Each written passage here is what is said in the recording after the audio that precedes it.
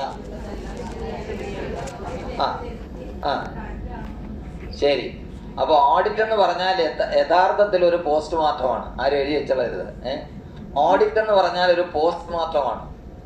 കാരണം ഇപ്പോൾ 2024-25 ധനകാര്യ വർഷം തീരാൻ പോവുകയാണ്. മാർച്ച് 31 ഒരു ധനകാര്യ വർഷം കഴിയുന്നു. ഈ ധനകാര്യ വർഷം നിങ്ങൾ ചെലവഴിച്ചിരിക്കുന്ന തുക സാധാരണഗതിയിൽ അതിൻ്റെ അക്കൗണ്ട്സ് പരിശോധിക്കുന്നത് 2 വർഷം കഴിഞ്ഞായിരിക്കും. ചില ഓഫീസറിൽ 3 വർഷത്തിലൊരിക്കലായിരിക്കും ഓഡിറ്റ് നടക്കുക. ചിലപ്പോൾ ചില ഓഫീസറിൽ 2 വർഷത്തിലൊരിക്കലായിരിക്കും. എന്നാൽ എല്ലാ വർഷവും ഓഡിറ്റ് നടത്തുന്ന ഡിപ്പാർട്ട്മെൻറ്റുകൾ പരിമിതമാണ്. കാരണം ഒരുപാട് ഓഡിറ്റ് കുടിശ്ശിക കിടപ്പുണ്ട്. അപ്പോൾ അതിങ്ങനെ വർഷങ്ങളായി ചെയ്തു വരുന്നത് കൊണ്ട് പലപ്പോഴും കൺകറന്റ് ഓഡിറ്റ്, അപ്പോഴുള്ള ഓഡിറ്റ് ഒരു ഓഫീസിലും നടക്കാറില്ല എന്നുള്ളതാണ്. കൺകറന്റ് ഓഡിറ്റ് നടക്കുകയാണെന്നുണ്ടെങ്കിൽ കുറെ കൂടി തെറ്റുകുറ്റങ്ങൾ അപ്പോൾ തിരുത്തി പോകാൻ കഴിയും. അപ്പോൾ ഈ തെറ്റ് വന്നു കഴിഞ്ഞാൽ നമ്മൾ അതിൻ്റെ മേലല്ലേ വീണ്ടും തെറ്റ് ചെയ്തുകൊണ്ടിരിക്കുന്നത്. അപ്പോൾ ഒരു 2 കൊല്ലം കഴിയുമ്പോൾ ഇത് അക്യുമുലേറ്റ് ചെയ്യും, ഇത് വർദ്ധിക്കുകയാണ് ചെയ്യുന്നത്. അപ്പോൾ ഒരു തെറ്റ് ചെയ്ത് കഴിയുമ്പോൾ നമുക്കൊരു കാര്യം പറഞ്ഞു തന്നാൽ ഇന്ന മിസ്റ്റേക്ക് എൻ്റെ ഭാഗത്തുണ്ടായി, ഇത് തിരുത്തേണ്ടതാണ് എന്ന് നമുക്കൊരു ബോധം ഉണ്ടാവും. അത് 2 കൊല്ലം കഴിഞ്ഞ് പറയുമ്പോൾ ചിലപ്പോൾ നിങ്ങൾ തന്നെ ഓഫീസ് കാണണമെന്നില്ല. അപ്പൊ അതുകൊണ്ട് ഇതിങ്ങനെ പെരുകിക്കൊണ്ടിരിക്കും. ഇതുപോലുള്ള ഈ ഇറഗുലാരിറ്റീസ് എന്ന് പറയുന്നത് കൂടുതൽ ഉണ്ടായിക്കൊണ്ടിരിക്കും. അപ്പൊ അതുകൊണ്ടാണ് ഞാൻ പറഞ്ഞത് ഒരു പോസ്റ്റ്മോർട്ടമാണ്. നമ്മൾ ചെലവഴിച്ചു കഴിഞ്ഞ് ഒരു 2 കൊല്ലം കഴിഞ്ഞ് അതിനെ കീറി മുറിച്ച് പരിശോധിക്കുന്നതാണ് ഓഡിറ്റ് എന്ന് പറഞ്ഞാൽ. നമുക്ക് ഓഡിറ്റ് എന്നാൽ എന്താന്ന് ചോദിച്ചു കഴിഞ്ഞാൽ audit is an examination of accounts. Audit is an examination of accounts. അക്കൗണ്ട്സിന്റെ പരിശോധനയാണ് എന്ത്? ഓഡിറ്റ്. അക്കൗണ്ട്സ് പരിശോധിക്കുന്നതാണ് audit. Audit is an examination of accounts. എന്തിനാണ് അക്കൗണ്ട്സ് പരിശോധിക്കുന്നത്? To see whether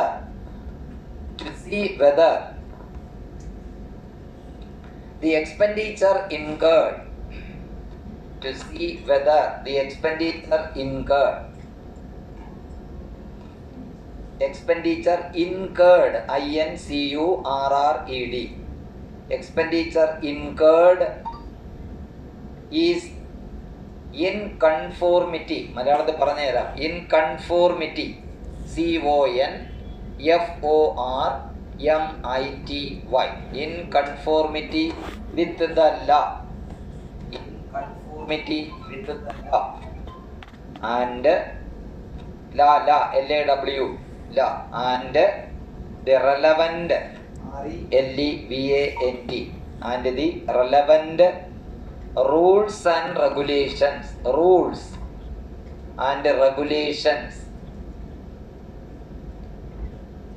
issued by government, issued by government from time to time, കാലാകാലങ്ങളിൽ, time to time. ഇനി ഞാനത് വിശദീകരിക്കാം. അതായത് audit is an examination of accounts. അത് മനസ്സിലായല്ലോ. അക്കൗണ്ട്സിന്റെ കണക്കുകളുടെ പരിശോധനയാണ് ഓഡിറ്റിംഗ്. എന്തിനാണ് കണക്ക് പരിശോധിക്കുന്നത്? ടു എൻഷുർ അല്ലെങ്കിൽ to see whether the expenditure incurred, നിങ്ങൾ വഹിച്ചിരിക്കുന്ന അല്ലെങ്കിൽ നിങ്ങൾ ചെലവഴിച്ചിരിക്കുന്ന തുക is in conformity with the law, നിയമത്തിന് പൊരുത്തപ്പെടുന്ന തരത്തിലാണോ, and the rules and regulation issued by government from time to time, കാലാകാലങ്ങളിൽ സർക്കാർ പുറപ്പെടുവിക്കുന്ന ചട്ടങ്ങൾക്ക് അനുസൃതമായിട്ട് തന്നെയാണോ നിങ്ങൾ ചെലവഴിച്ചിരിക്കുന്നത് എന്നതിൻ്റെ പരിശോധനയാണ് ഓഡിറ്റ്. എന്നതിൻ്റെ അക്കൗണ്ട്സിന്റെ പരിശോധനയാണ് ഓഡിറ്റ്. ഒന്നുകൂടെ ഞാൻ പറയാം. Audit is an examination of accounts to see whether the expenditure incurred is in conformity. Conformity എന്ന് കൺഫോം എന്ന CONFOR എന്ന് പറഞ്ഞാൽ ഇൻ അക്കോർഡൻസ് വിത്ത്, അതനുസരിച്ചാണോ എന്നാണ് അതിനർത്ഥം. In conformity with the law എന്ന് പറഞ്ഞാൽ അതാണ് നേരത്തെ ഞാൻ പറഞ്ഞത്. ഫിനാൻഷ്യൽ കോഡ്, ട്രഷറി കോഡ്, ഇതൊക്കെയാണ് ചട്ടം എന്ന് പറയുന്നത്. ആ ചട്ടങ്ങൾക്ക് അനുസൃതമായിട്ടാണോ? ഈ ചട്ടങ്ങൾക്ക് അനുസൃതമായിട്ട് കാലാകാലങ്ങളിൽ ധനകാര്യ വകുപ്പും നിങ്ങളുടെ വകുപ്പ് മേധാവിയും പുതിയ പുതിയ പുതിയ നിർദ്ദേശങ്ങൾ അല്ലെങ്കിൽ ഉത്തരവുകൾ പുറപ്പെടുവിക്കും. അതെല്ലാം പാലിക്കണ്ടേ? അപ്പോൾ ആ റൂൾസ് ആൻഡ് റെഗുലേഷൻസ്, ചട്ടങ്ങളെല്ലാം പാലിക്കുന്നുണ്ടോ, സർക്കാരിൻ്റെ എല്ലാ നിബന്ധനകളും പാലിച്ചിട്ട് തന്നെയാണോ പണം ചെലവഴിച്ചിട്ടുള്ളത് എന്നതിൻ്റെ പരിശോധനയാണ് ഓഡിറ്റ്. മനസ്സിലായല്ലോ? അപ്പോൾ ഓഡിറ്റ് എന്നാൽ എന്ത്? Audit is an examination of accounts. എന്തിനാണ് അക്കൗണ്ട്സ് പരിശോധിക്കുന്നത്? To see whether the expenditure incurred is in conformity with the law and the relevant rules and regulations issued by government from time to time. അതുകൊണ്ട് തന്നെ പറയുന്നതെന്നറിയോ? ചുരുക്കി പറഞ്ഞാൽ audit is an instrument of financial control. എന്താ അതിനർത്ഥം? Audit is an instrument of financial control. Financial, സാമ്പത്തിക നിയന്ത്രണം വരുത്തുന്നതിനുള്ള ഒരു instrument ആണ്, ഒരു ഉപകരണമാണ് audit. Audit is an instrument of financial control. Audit is an instrument of financial control. നിങ്ങൾക്ക് കുറച്ച് പണം തന്നിരിക്കുന്നു, ഓഡിറ്റ് ഇല്ലെങ്കിലോ? എപ്പോഴും നിങ്ങൾ ഓരോ ചെലവും വഹിക്കുമ്പോൾ ഇത് ഓഡിറ്റിൽ പിടിക്കുന്നൊരു തോന്നൽ മനസ്സിൽ കാണാറില്ലേ? ഉണ്ടല്ലോ. അതാണ്. അപ്പോൾ audit is an instrument of financial control. നിങ്ങൾ മാത്രമല്ല, from the bottom to top. IAS സെക്രട്ടറിമാർക്കും ചീഫ് സെക്രട്ടറി പോലും പേടിയുണ്ട് ഓഡിറ്റിൽ പിടിക്കുമെന്ന്. ഒരു ഫയലിൽ ഉത്തരവിട്ട് കൊടുത്തു കഴിഞ്ഞാൽ ചട്ടപ്രകാരം അല്ലെന്നുണ്ടെങ്കിൽ AG ഓഡിറ്റ് ചെയ്യുമ്പോൾ എഴുതി വെക്കും ചീഫ് സെക്രട്ടറി ആണെന്ന്. AGക്ക് പേടിയൊന്നുമില്ല. മനസ്സിലായില്ലേ? AG എഴുതി വയ്ക്കും ഇത് ചട്ടപ്രകാരം അല്ല എന്ന്. CNDG എഴുതി വെച്ചില്ലേ? ഏത്? വെളിഞ്ഞം പോർട്ട് എന്ന് പറയുന്നത് സർക്കാർ ചെലവഴിച്ചിരിക്കുന്ന തുക മുഴുവൻ തെറ്റായി വിനിയോഗിച്ചു എന്ന് CNDG പറഞ്ഞില്ലേ? സർക്കാർ നേരിട്ടെടുത്തൊരു പ്രോജക്റ്റ് അല്ലേ? എന്തുകൊണ്ട് AG പറഞ്ഞു? AGയുടെ ഡ്യൂട്ടി അതാണ്. അതുപോലെ നിങ്ങളെ ഇന്റേണൽ ഓഡിറ്റുകാർ പറയും, കാരണം അവർ തെറ്റ് കണ്ടുപിടിക്കാനാണ് വരുന്നത്. അതാണ് ഞാൻ നേരത്തെ പറഞ്ഞത്. തെറ്റവർ കണ്ടുപിടിക്കും. ഇനി തെറ്റൊന്നും കിട്ടിയില്ലെന്നുണ്ടെങ്കിൽ ഏതെങ്കിലും തെറ്റവരെ എവിടുന്നെങ്കിലും ചൂഴ്ന്നെടുത്തെങ്കിലും എഴുതി വെച്ചിട്ട് പോകും. അതിലൊരു സംശയവും വേണ്ട. ഈ ഓഫീസിലെ എല്ലാ രേഖകളും നന്നായി മെയിൻറ്റെയിൻ ചെയ്യുന്നു എന്ന് ഒരു ഓഡിറ്റേഴ്സും എഴുതത്തില്ല. മനസ്സിലായില്ലേ? നിങ്ങൾ ഇനി എത്രയൊക്കെ 100% നിങ്ങൾ പെർഫെക്റ്റ് ആയിട്ട് ചെയ്ത് നോക്കിയോ, എന്നാലും എന്തെങ്കിലും ഒരു കുഴപ്പം അവർ കണ്ടുപിടിച്ച് എഴുതി വെച്ചിട്ടേ പോവുള്ളൂ. അത് ശരിയല്ല. പക്ഷെ അത് പറയണം ഓഡിറ്റേഴ്സ്, അതും കൂടെ പറയണം. കാരണം ഒരു ഓഫീസിൽ നന്നായി എല്ലാം ചെയ്തിട്ടുണ്ടെന്നുണ്ടെങ്കിൽ ഓൾ ദ ഡീറ്റെയിൽസ് അല്ലെങ്കിൽ രജിസ്റ്റേഴ്സ് ആർ മെയിൻറ്റെയിൻ പ്രോപ്പർലി എന്ന ഒരു കോംപ്ലിമെന്റ് നമുക്ക് കിട്ടുമ്പോഴാണ് നമുക്ക് കൂടുതലായിട്ട് വർക്ക് ചെയ്യാനുള്ള, അല്ലെങ്കിൽ നമ്മുടെ തെറ്റ് ഒരിക്കലും വരാതിരിക്കാൻ ശ്രമിക്കാനുള്ള ഒരു തോന്നൽ നമുക്കുണ്ടാവുക. ഒരു കുട്ടി എന്തെങ്കിലും ചെയ്യുമ്പോൾ അവനൊന്ന് പ്രോത്സാഹിപ്പിച്ചു കഴിഞ്ഞാൽ അവനുണ്ടാകുന്ന ഒരു സംതൃപ്തി ഇല്ലേ? അതുപോലെ തന്നെയാണ് നമുക്ക് നമ്മൾ ചെയ്യുന്ന വർക്ക് കൊള്ളാം എന്ന് പറയുമ്പോൾ, മറ്റൊരാൾ പറയുമ്പോൾ, വിശേഷിച്ചും നമ്മുടെ കണക്ക് പരിശോധിച്ച ഒരാൾ പറയുമ്പോൾ നമുക്കതിൽ നിന്ന് കിട്ടുന്ന മാനസിക സംതൃപ്തി എന്നത് ചെറുതായ കാര്യം അല്ല. അപ്പൊ അത് ആരും എഴുതാറില്ല. ഞാൻ പണ്ട് ഇൻസ്പെക്ഷന് പോകുമ്പോൾ ഞാൻ സാധാരണ അതിനകത്ത് കോംപ്ലിമെന്റ് എഴുതി കൊടുക്കും. All the registers R maintained neatly and properly എന്ന് ഞാൻ എഴുതി കൊടുക്കുമായിരുന്നു. അപ്പൊ അങ്ങനെയും കൂടി ഓഡിറ്റേഴ്സ് എഴുതണം. പക്ഷെ അവരൊരിക്കലും ചെയ്യില്ല. അപ്പൊ അതുകൊണ്ട് ഈ അക്കൗണ്ട്സ് പരിശോധിക്കുന്നല്ല, ഓഡിറ്റ് എന്ന് പറയുന്നത് ഫൈനാൻഷ്യൽ കൺട്രോളിനുള്ള ഒരു ഉപാധിയാണ്, അല്ലെങ്കിൽ ഒരു ഉപകരണമാണ്. അതുകൊണ്ട് തന്നെ ഒരു ഫേമസ് ഇക്കോണമിസ്റ്റ്, ഒരു ധനശാസ്ത്രജ്ഞൻ പറഞ്ഞിട്ടുള്ളതെന്നറിയാം, without audit no accountability and without accountability no control. ഇതാണ് അദ്ദേഹം പറഞ്ഞിരിക്കുന്നത്. മാഞ്ചസ്റ്റർ യൂണിവേഴ്സിറ്റിയിലെ EL നോർമാൻഡൻ എന്ന് പറയുന്ന ഒരു ഫേമസ് ഇക്കോണമിസ്റ്റ് പറഞ്ഞിട്ടുള്ളത് ഇതാണ്: വിത്തൗട്ട് ഓഡിറ്റ് നോ അക്കൗണ്ടബിലിറ്റി. നിങ്ങൾക്ക് അക്കൗണ്ടബിലിറ്റി ഉള്ളത് എന്തുകൊണ്ടാണ്? ഓഡിറ്റ് നടക്കുന്നതുകൊണ്ടാണ്. അല്ലെങ്കിൽ നിങ്ങൾക്ക് ആർക്കും അക്കൗണ്ടബിലിറ്റി ഇല്ല. അങ്ങനെ ഒരു അക്കൗണ്ടബിലിറ്റിയും ഒരു ഓഫീസറുടെ മേലെ ഇല്ലെങ്കിലോ അതിനർത്ഥം എന്താണ്?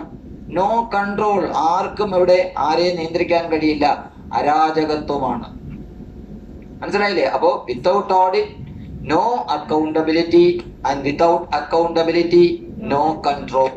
അക്കൗണ്ടബിലിറ്റി, അതായത് ഓഡിറ്റ് ഇല്ലെങ്കിൽ അക്കൗണ്ടബിലിറ്റി ഇല്ല. നിങ്ങൾ അക്കൗണ്ടബിൾ ആകുന്ന, ഒരു തെറ്റ് ചെയ്തത് നിങ്ങൾ അക്കൗണ്ടബിൾ ആണ് എന്ന് പറയുന്നത് ഓഡിറ്റേഴ്സ് ആണ്. അപ്പൊ ഓഡിറ്റേഴ്സ് ഇല്ലെങ്കിൽ കണ്ടുപിടിക്കുന്നില്ല. ഇനി കണ്ടുപിടിക്കുന്നില്ല, അക്കൗണ്ടബിലിറ്റി ഇല്ല എന്ന് പറഞ്ഞു കഴിഞ്ഞാൽ ആർക്കും ആരുടെ മേലും ഒരു നിയന്ത്രണവും ഇല്ല. സർക്കാർ സർവീസ് എങ്ങനെയായിരിക്കും? അപ്പോ ഒന്ന് ആലോചിച്ചോ. അവസരം കിട്ടിക്കഴിഞ്ഞാൽ നമ്മളും തെറ്റ് ചെയ്യും, അല്ലേ? ഉറപ്പായിട്ടും ചെയ്യും. അത് അറിഞ്ഞുകൊണ്ടാകാം, അറിയാതെയും ആകാം. തെറ്റ് കോമൺ ആണ്, അത് വന്നു പോകും. അപ്പൊ അത് കണ്ടുപിടിക്കണമെന്നുണ്ടെങ്കിൽ ഓഡിറ്റിലേ പറ്റുള്ളൂ. അതുകൊണ്ട് തന്നെ ഓഡിറ്റില് 3 ഈകളുണ്ട് എന്ന് പറയാറുണ്ട്. What are the 3 E's of audit? 3 capital ഇകൾ. ഇ എന്ന അക്ഷരം 3 ക്യാപിറ്റൽ ഇ ഉണ്ട് എന്നാണ് പറയുന്നത്. there are 3 E's in audit. ഒന്നാമത്തെ ഇ എന്ന് പറയുന്നത് ഇക്കോണമി. ഇക്കോണമി, പണം ചെലവഴിക്കുമ്പോൾ ദുർവ്യയം പാടില്ല. മനസ്സിലായല്ലോ? Money should be utilised economically. നമ്മൾ സ്വന്തം പണം മുടക്കി എന്തെങ്കിലും വാങ്ങുമ്പോൾ ഇക്കോണമി നമ്മൾ നോക്കിയോളും. സർക്കാരിൻ്റെ പണം വാങ്ങുമ്പോൾ മാത്രം, അല്ലെങ്കിൽ അത് ഉപയോഗിച്ച് ചെലവഴിക്കുമ്പോൾ മാത്രമാണ് ഇതൊക്കെ അങ്ങ് മാറ്റി വയ്ക്കുക. അപ്പൊ ഇക്കോണമി. പിന്നെ രണ്ടാമത്തെ എന്താണ്? എഫിഷ്യൻസി, കാര്യക്ഷമത. Economy, efficiency. 3 effectiveness. Economy, efficiency and effectiveness are the 3 E's of auditor. അപ്പോൾ public money should be utilized economically. It should be utilized efficiently. It should bring some result. നിങ്ങൾ ഏതെങ്കിലും പണം വിനിയോഗിച്ചിട്ടുണ്ടെങ്കിൽ അതിന് ഒരു റിസൾട്ട് കിട്ടണം. And it should be effective. അത് ഉപയോഗിക്കുന്നത് വളരെ ഫലപ്രദമായിട്ട് വരും. അപ്പൊ ഈ 3 കാര്യങ്ങൾ നമ്മൾ ശ്രദ്ധിച്ചിരിക്കണം. പ്ലാൻ സ്കീംസ് ഇംപ്ലിമെന്റ് ചെയ്യുന്നുണ്ടോ? പ്ലാനിന്റെ പദ്ധതി വിഹിതമായിട്ട് പണം വല്ലതും കിട്ടാറുണ്ടോ? ഏതെങ്കിലും പ്രോജക്റ്റുകൾ ഇംപ്ലിമെന്റ് ചെയ്യാറുണ്ടോ? ഉണ്ടല്ലോ. ഏതെങ്കിലും മീറ്റിങ്ങുകൾ നടത്താറുണ്ടല്ലോ? ഉണ്ടല്ലോ. ഇതൊക്കെ നിങ്ങളുടെ ഉത്തരവാദിത്വമാണ്. അപ്പോൾ ഒരു പ്രോജക്റ്റ് നടത്തിക്കഴിഞ്ഞാൽ അതിന് ഒരു ലക്ഷ്യമുണ്ട്. ആ പ്രോജക്റ്റിൽ നിന്ന് നമുക്ക് കിട്ടേണ്ട റിസൾട്ട് കിട്ടുന്നുണ്ടോ എന്ന് നോക്കണം. നമ്മളൊരു ട്രെയിനിങ് കൊടുക്കുന്നു കുറച്ച് പേർക്ക്. It should bring some result. That is, it should be utilized efficiently and it should be utilized effectively. ഇഫക്റ്റീവായിട്ട് ചെയ്യണം. ഒരു പ്രോഗ്രാം കാട്ടിക്കൂട്ടിയുടെ കാര്യമില്ല.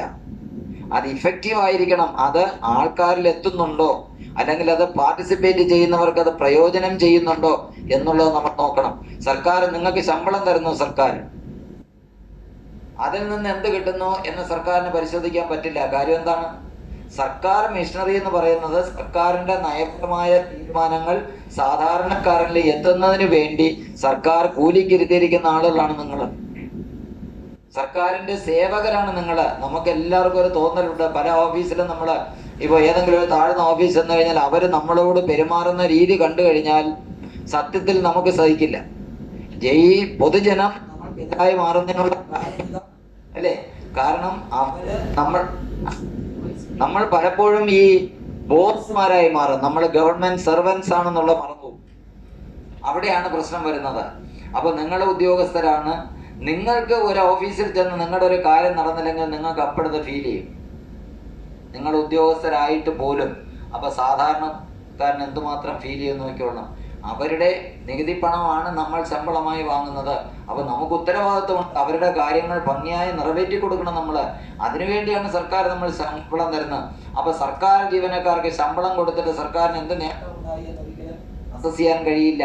അപ്പോൾ ഇത്തരത്തിൽ നമ്മുടെ പ്ലാൻ ഫണ്ട് ഏതെങ്കിലും പ്രോജക്റ്റ് നടപ്പാക്കുമ്പോഴോ അതിൻ്റെ ഭാഗമായിട്ട് ഒരു സിമ്പോസിയമോ ഒരു ട്രെയിനിങ് പ്രോഗ്രാമോ ഒക്കെ നടത്തുമ്പോഴോ നമ്മൾ ചിന്തിക്കേണ്ട ഒരു കാര്യം, നമ്മൾ എത്ര എമൗണ്ട് അതിനു വേണ്ടി ചിലവാക്കി, അതിൽ നിന്ന് എന്ത് റിസൾട്ട് നമുക്ക് കിട്ടി, അത് നമ്മൾ ഉറപ്പാക്കേണ്ട കാര്യമുണ്ട്. അതുകൊണ്ടാണ് പറയുന്നത് there are 3 E's of audit: economy, efficiency and effectiveness. മനസ്സിലായല്ലോ?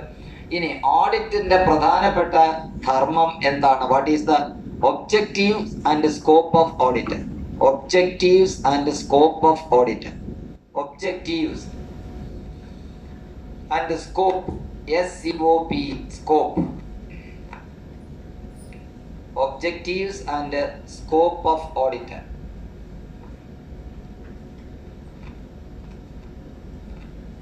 ഇതിന് 2 ഒബ്ജക്റ്റീവ്സ് ഉണ്ടെന്ന് പറയാം.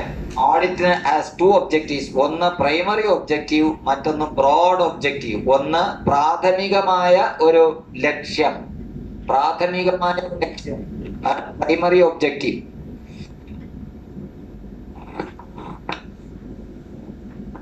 Primary objective and broad objective. എന്താണെന്നറിയാമോ ഈ പ്രൈമറി ഒബ്ജക്റ്റീവ്? അതാണ് നിങ്ങൾക്ക് വരുന്ന ചുമതല. പ്രൈമറി ഒബ്ജക്റ്റീവ് ഓഫ് ഓഡിറ്റ് എന്ന് പറഞ്ഞു കഴിഞ്ഞാൽ ഒരു ഓഫീസിൽ പ്രധാനമായിട്ടും മെയിൻറ്റെയിൻ ചെയ്യേണ്ടുന്ന ശരിയായ രീതിയിൽ തന്നെയാണോ മെയിൻറ്റെയിൻ ചെയ്യുന്നത് എന്നുള്ളതാണ്. നമ്മൾ സാധാരണ ഈ നാട്ടിലൊക്കെ ഒരു ചൊല്ലുണ്ട്, എന്താണെന്നറിയാമോ? ആറ്റിൽ കളഞ്ഞാലും അളന്ന് കളയുക എന്നുള്ളത്. ഇതാണ് നമ്മുടെ കേരള ഫൈനാൻഷ്യൽ കോഡിലെ ആർട്ടിക്കിൾ 8 പറയുന്നത്. എന്താണെന്നറിയാമോ? എഴുതണ്ട. Every government servant should see that proper accounts are maintained for all financial transactions with which he is concern. ഇതാണ് ഓരോ സർക്കാർ ഉദ്യോഗസ്ഥനും എന്ത് ചെയ്യണം?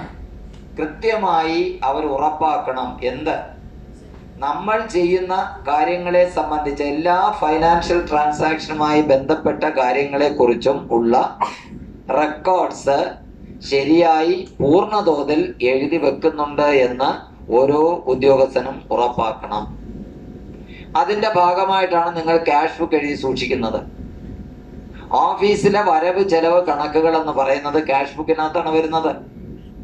ഇനി ഓഫീസിൽ ഏതെങ്കിലും സാധനം വാങ്ങിക്കഴിഞ്ഞാൽ സർക്കാരിന്റെ പണം കൊണ്ടാണത് വാങ്ങിയത്, അതുകൊണ്ട് എന്ത് വേണം? സ്റ്റോക്ക് രജിസ്റ്റർ എഴുതി സൂക്ഷിക്കണം. ഫർണിച്ചർ വാങ്ങി, ഫർണിച്ചറിന്റെ സ്റ്റോക്ക് രജിസ്റ്റർ എഴുതി സൂക്ഷിക്കണം. സ്റ്റേഷനറി സാധനങ്ങൾ വാങ്ങി, അതിന്റെ കണക്ക് വേണം.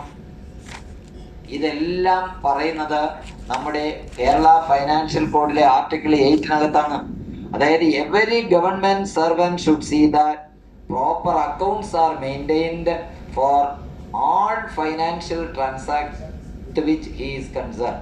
ഞാൻ പറഞ്ഞു വന്നത് അത് ഈ ഓഡിറ്റുമായി ബന്ധപ്പെടുത്തി ഞാൻ പറയാണ്. So what is the primary objective of audit എന്ന് ചോദിച്ചു കഴിഞ്ഞാൽ, the primary object of audit is to see whether the accounts are maintained neatly and properly. ഇതാണ്. അപ്പൊ ഓഡിറ്റേഴ്സ് ആദ്യം നോക്കുന്നത് എന്താണ്? നിങ്ങളുടെ ഓഫീസിൽ നിങ്ങൾ സൂക്ഷിക്കാൻ, അതായത് ഡിപ്പാർട്ട്മെന്റ് നിങ്ങളോട് ആവശ്യപ്പെട്ടിട്ടുള്ള എല്ലാ രജിസ്റ്ററുകളും എല്ലാ കണക്കുകളും സൂക്ഷിക്കുന്നുണ്ടോ? സൂക്ഷിച്ചാൽ മാത്രം പോരാ. കണ്ടിൻജന്റ് രജിസ്റ്റർ എന്ന മുകളിനകത്ത് എഴുതി അതിനകത്തെല്ലാം വേണം. അതിന്റെ കവറിൽ മാത്രം ഒരു ഒട്ടിച്ചിട്ടുണ്ട്. അതുപോലെ ക്യാഷ് ബുക്ക് എന്ന് എഴുതി ഒട്ടിച്ചിരുന്നാൽ പോരാ. അതിനകത്തുള്ള എൻട്രീസ് എല്ലാം പൂർണ്ണമായിരിക്കണം. അത് വളരെ വ്യക്തമായിട്ട് എഴുതിയിരിക്കണം. അപ്പൊ അതാണ് അവർ നോക്കുന്നത്, whether the registers are maintain properly. അപ്പൊ so what is the primary objective of audit? The primary objective of audit is to see whether the accounts are maintained neatly and completely, അല്ലെങ്കിൽ neatly and properly in accordance with rules. നിലവിലുള്ള ചട്ടപ്രകാരം എല്ലാ രേഖകളും രജിസ്റ്ററുകളും സൂക്ഷിച്ചിട്ടുണ്ടോ, അത് പൂർണ്ണതോതിലാണോ എന്നുള്ളതാണ് ആദ്യം auditors നോക്കുക. അപ്പൊ ഓഡിറ്റിന് 2 ലക്ഷ്യമുണ്ടെന്ന് പറഞ്ഞു, primary objective and broad objective. The primary objective of audit is to see whether the accounts are maintain. Initial accounts എന്നാണ് എന്നെ പറയുന്നത്. Initial accounts are maintained properly. നിങ്ങളുടെ ഓഫീസിനെ സംബന്ധിച്ച പ്രാഥമിക കണക്കുകളെല്ലാം നിങ്ങൾ എഴുതി സൂക്ഷിക്കുന്നുണ്ടോ എന്നുള്ളതാണ് ഒന്നാമത്തെ ഓഡിറ്റേഴ്സ് നോക്കുന്നത്. 2, the broad objective. The broad objective, BROAD, the broad objective of auditor is to safeguard the financial interest of the state. Safeguard, SAFEGUARD, safeguard the financial interest of the state. The broad objective of audit is to safeguard the financial interest of the state. Financial interest of the state. സ്റ്റേറ്റിന്റെ സാമ്പത്തിക താല്പര്യം സംരക്ഷിക്കപ്പെടുന്നുണ്ടോ എന്ന് നോക്കുന്നതാണ് വിശാലമായ ഓഡിറ്റിന്റെ ലക്ഷ്യം. അപ്പോൾ ഒരു ഓഫീസിൽ ഓഡിറ്റേഴ്സ് വന്ന് ഓഡിറ്റ് ചെയ്യുന്നതിന്റെ പ്രധാന ഉദ്ദേശം എന്ന് പറയുന്നത്, നിങ്ങളുടെ ഓഫീസിനെ സംബന്ധിച്ച് ഇനിഷ്യൽ അക്കൗണ്ട്സ്, നിങ്ങളുടെ ഓഫീസിനെ സംബന്ധിച്ച പ്രാഥമിക കണക്കുകൾ വ്യക്തതയോടുകൂടിയും പൂർണ്ണതോതിലും സൂക്ഷിക്കുന്നുണ്ടോ എന്ന്. ഇനി എല്ലാ ഡിപ്പാർട്ട്മെന്റുകളിലെയും ഓഡിറ്റ് നടത്തുമ്പോൾ സർക്കാരിന്റെ ലക്ഷ്യം ഒന്നേ ഉള്ളൂ, അതായത് സർക്കാരിന്റെ സാമ്പത്തിക താല്പര്യങ്ങൾ സംരക്ഷിക്കപ്പെടുന്നുണ്ടോ എന്ന്. ഇത് നടത്തുന്നത് ചിലപ്പോൾ AG ആയിരിക്കാം, ചിലപ്പോൾ ഇന്റേണൽ ഓഡിറ്റ് ടീംസ് ആയിരിക്കാം. മനസ്സിലായല്ലോ? അപ്പൊ ഇത് 2 കാര്യങ്ങളാണ്. ഇനി സ്കോപ്പ് ഓഫ് ഓഡിറ്റ് എന്ന് പറഞ്ഞു. എന്താണ് ഓഡിറ്റിന്റെ സ്കോപ്പ്? ഓഡിറ്റ് കൊണ്ട് നമുക്കുണ്ടാകുന്ന നേട്ടം അല്ലെങ്കിൽ അതിന്റെ വിശാലമായ സ്കോപ്പ് എന്താണ്? The scope of audit is of utmost importance. എഴുതുന്നെങ്കിൽ എഴുതിക്കൊള്ളാം. The scope of auditor is of utmost, utmost, utmost. The scope of audit is of utmost importance in the sense that, in the sense, S-E-N-S-E, in the sense that it is only through audit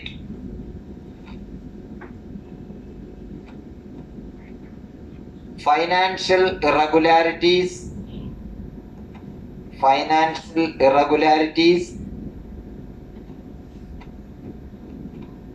and other defects, financial irregularities and other defects, D-F-E-C-S, other defects can be detected.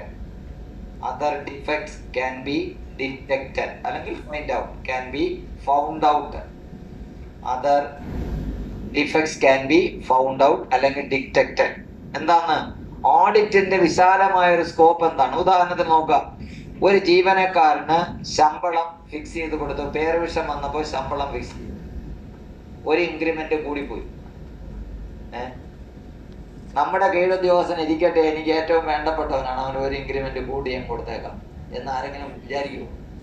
ഇല്ലല്ലോ.